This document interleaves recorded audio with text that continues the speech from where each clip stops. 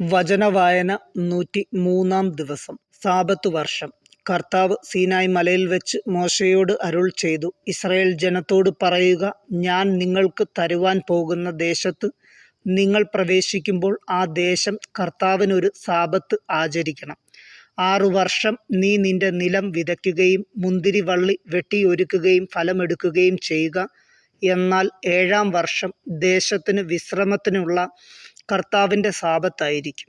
ആ വർഷം നിലം വിതയ്ക്കുകയോ മുന്തിരിവള്ളി മുറിക്കുകയോ ചെയ്യരുത്. താനെ മുളച്ച് വിളയുന്നവ നിങ്ങൾ കൊയ്യരുത്.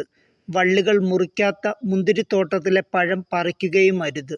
കാരണം അത് ദേശത്തിൻ്റെ വിശ്രമ വർഷമാണ്. ദേശത്തിൻ്റെ സാബത്ത് നിങ്ങൾക്കും ഭക്ഷണം പ്രദാനം ചെയ്യും. നിനക്കും നിന്റെ ദാസനും ദാസിക്കും കൂലിക്കാരനും നിന്നോടുകൂടെ വസിക്കുന്ന പരദേശിക്കും നിന്റെ കന്നുകാലികൾക്കും നിന്റെ ദേശത്തെ മൃഗങ്ങൾക്കും അതിൻ്റെ ഫലങ്ങൾ ആഹാരമായിരിക്കും. ജൂബിലി വർഷം. വർഷങ്ങളുടെ 7 സാബത്തുകൾ എണ്ണുക. 7 പ്രാവശ്യം 7 വർഷങ്ങൾ. വർഷങ്ങളുടെ 7 സാബത്തുകളുടെ ദൈർഘ്യം 49 വർഷങ്ങൾ. 7-ാം മാസം 10-ാം ദിവസം നിങ്ങൾ എല്ലായിടത്തും കാഹളം മുഴക്കണം. പാപപരിഹാര ദിനമായ അന്ന് ദേശം മുഴുവൻ കാഹളം മുഴക്കണം. 50-ാം വർഷത്തെ നീ വിശുദ്ധീകരിക്കണം. ദേശവാസികൾക്കെല്ലാം സ്വാതന്ത്ര്യം പ്രഖ്യാപിക്കണം. അത് നിങ്ങൾക്ക് ജൂബിലി വർഷമായിരിക്കും. ഓരോരുത്തർക്കും തങ്ങളുടെ സ്വത്ത് തിരികെ ലഭിക്കണം. ഓരോരുത്തരും തങ്ങളുടെ കുടുംബത്തിലേക്ക് മടങ്ങിപ്പോകട്ടെ. 50-ാം വർഷം നിങ്ങൾക്ക് ജൂബിലി വർഷമായിരിക്കണം. ആ വർഷം വിതയ്ക്കുകയോ ഭൂമിയിൽ താനെ വളരുന്നവ കൊയ്യുകയോ മുറിക്കാത്ത മുന്തിരിവള്ളികളിലെ ഫലങ്ങൾ ശേഖരിക്കുകയോ അരുത്. എന്തെന്നാൽ അത് ജൂബിലി വർഷമാണ്. അത് നിങ്ങൾക്ക് വിശുദ്ധമായിരിക്കണം. വയലിൽ നിന്ന് കിട്ടുന്നവ മാത്രം നിങ്ങൾക്ക് ഭക്ഷിക്കാം. ജൂബിലിയുടെ ഈ വർഷത്തിൽ ഓരോരുത്തരും തങ്ങളുടെ അവകാശ സ്ഥലത്ത് തിരികെ പോകണം. നിന്റെ അയൽക്കാരന് എന്തെങ്കിലും വിൽക്കുകയോ അവനിൽ നിന്ന് എന്തെങ്കിലും വാങ്ങുകയോ ചെയ്യുമ്പോൾ നിങ്ങൾ പരസ്പരം ഞെരുക്കരുത്. അടുത്ത ജൂബിലി വരെയുള്ള വർഷങ്ങളുടെ കണക്കനുസരിച്ച് അയൽക്കാരനിൽ നിന്ന് നീ വാങ്ങണം. വിളവിൻ്റെ വർഷങ്ങളുടെ കണക്കനുസരിച്ച് അവൻ നിനക്ക് വിൽക്കട്ടെ. വർഷങ്ങൾ കൂടിയിരുന്നാൽ വില വർദ്ധിപ്പിക്കണം, കുറഞ്ഞിരുന്നാൽ വില കുറയ്ക്കണം. എന്തെന്നാൽ വിളവിൻ്റെ വർഷങ്ങളുടെ എണ്ണമനുസരിച്ചാണ് അവൻ നിനക്ക് വിൽക്കുന്നത്. നിങ്ങൾ പരസ്പരം ഞെരുക്കരുത്. ദൈവത്തെ ഭയപ്പെടണം. ഞാനാണ് നിങ്ങളുടെ ദൈവമായ കർത്താവ്. നിങ്ങൾ എൻ്റെ നിയമങ്ങളും കൽപ്പനകളും അനുസരിക്കുകയും അനുഷ്ഠിക്കുകയും ചെയ്യുക. എങ്കിൽ ദേശത്തു നിങ്ങൾ സുരക്ഷിതരായിരിക്കും. ഭൂമി അതിൻ്റെ ഫലം നൽകും. നിങ്ങൾ തൃപ്തിയാവോളം ഭക്ഷിച്ച് സുരക്ഷിതരായി വസിക്കും. ഞങ്ങൾ 7-ാം വർഷം വിതയ്ക്കുകയും വിളവെടുക്കുകയും ചെയ്യുന്നില്ലെങ്കിൽ എന്തു ഭക്ഷിക്കും എന്ന് നിങ്ങൾ ചോദിച്ചേക്കാം. 6-ാം വർഷം എൻ്റെ അനുഗ്രഹം ഞാൻ നിങ്ങളുടെ മേൽ ചൊരിയും. 3 വർഷത്തേക്കുള്ള വിളവ് അത് നിങ്ങൾക്ക് പ്രദാനം ചെയ്യും. 8-ാം വർഷം നിങ്ങൾ വിതയ്ക്കുകയും 9-ാം വർഷം വരെ പഴയ ഫലങ്ങളിൽ നിന്ന് ഭക്ഷിക്കുകയും ചെയ്യുക. അതിൻ്റെ ഫലം ലഭിക്കുന്നതുവരെ പഴയതിൽ നിന്ന് ഭക്ഷിക്കുക. വീണ്ടെടുപ്പ് നിയമം. നിങ്ങൾ ഭൂമി എന്നേക്കുമായി വിൽക്കരുത്. എന്തെന്നാൽ ഭൂമി എൻ്റേതാണ്. നിങ്ങൾ പരദേശികളും കുടികിടപ്പുകാരുമാണ്. നീ സ്വന്തമാക്കുന്ന ദേശത്ത് ഭൂമി വീണ്ടെടുക്കുവാനുള്ള അവകാശം ഉണ്ടായിരിക്കണം. നിന്റെ സഹോദരൻ ദരിദ്രനായി തീർന്ന് തൻ്റെ അവകാശത്തിൽ ഒരു ഭാഗം വിറ്റാൽ അടുത്ത ചാർച്ചക്കാരൻ അത് വീണ്ടെടുക്കണം.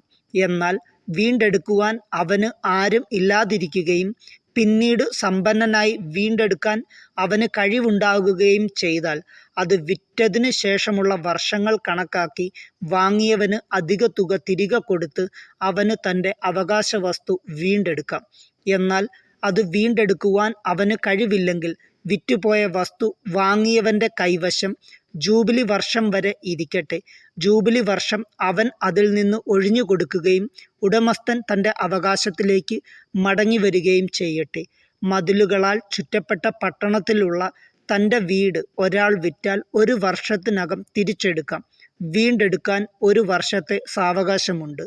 1 വർഷത്തിനകം വീണ്ടെടുക്കുന്നില്ലെങ്കിൽ മതിലുകളാൽ ചുറ്റപ്പെട്ട പട്ടണത്തിലുള്ള വീട് വാങ്ങിയവനും അവൻ്റെ സന്തതികൾക്കും എന്നേക്കുമുള്ള അവകാശമായി തീരും.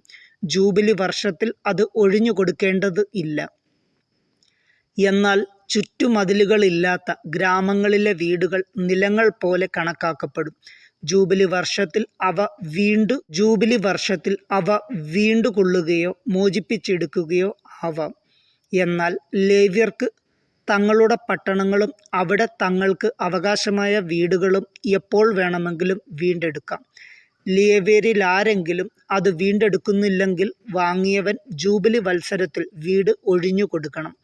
ലേവ്യരുടെ പട്ടണത്തിലുള്ള ഭവനങ്ങൾ ഇസ്രായേൽ ജനത്തിനിടയിൽ അവർക്കുള്ള അവകാശമാണ്.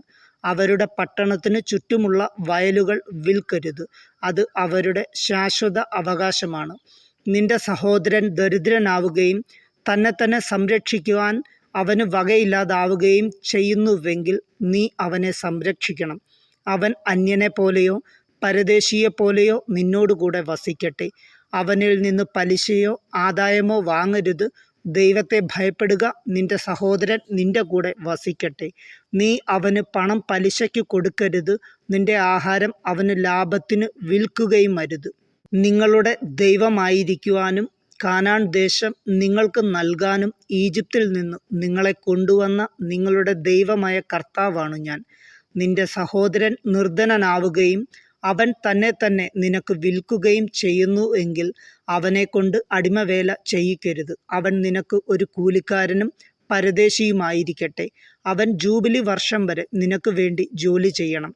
അതിനുശേഷം അവൻ മക്കളോടുകൂടെ തൻ്റെ കുടുംബത്തിലേക്കും പിതാക്കന്മാരുടെ അവകാശത്തിലേക്കും മടങ്ങിപ്പോകട്ടെ.